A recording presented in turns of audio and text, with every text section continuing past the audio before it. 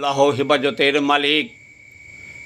জয় বাংলা, জয় বঙ্গবন্ধু। বঙ্গবন্ধুর নেতৃত্বে স্বাধীন বাংলাদেশে 2004 সালে 21 আগস্ট গ্রেনেড হামলায় সকল শহীদদের প্রতি গভীর শ্রদ্ধা জানাই। 21 আগস্ট গ্রেনেড হামলার কথা কি বলিব ভাই, এমন দৃশ্য আমি আগে দেখি নাই। চারিদিকে চিৎকার আর আহত মানুষের কান্না শোনা যায়। নেত্রী আইবিয়াপাসহ অনেকে পড়েছিল, নড়ার শক্তি নাই। কাহারও জীবন ধরেছিল, কাহার জীবন নাই। জুতা স্যান্ডেল কলম চশমা ছিল কত পরে, শেখ হাসিনাকে মানব ঢালে রেখেছিল ঘিরে।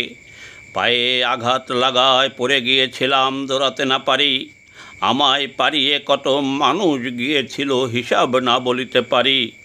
অনেকক্ষণ পরে এক রিকশাওয়ালা তুলে নেয় তার রিকশার উপরে। প্রাথমিক চিকিৎসা নিয়ে ফিরে আসি ঘরে। 23-24 জন মারা গেল, কত যে আহত হলো তার হিসাব জানা নাই। সেই দৃশ্য আজও আমি ভুলতে পারি নাই। তবে আমাদের দুর্দিনের গরিব কর্মীদের অবদানের কথা দল ক্ষমতায় আসার পরে 90% নেতা ভুলে গিয়েছিল, তাতে কোনো সন্দেহ নাই।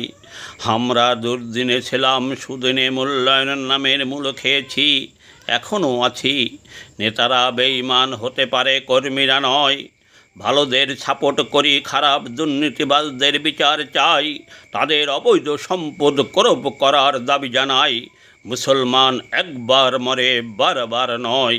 বঙ্গবন্ধুর আদর্শ মতে দল ক্ষমতায় থাকিতেও সত্য কথা বলেছি, অনেকের কাছে হুমকি ধুমকি খেয়েছি।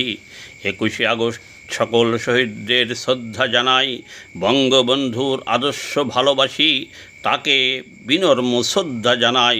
তার আদর্শ মতে চলব, সত্য কথা বলবো।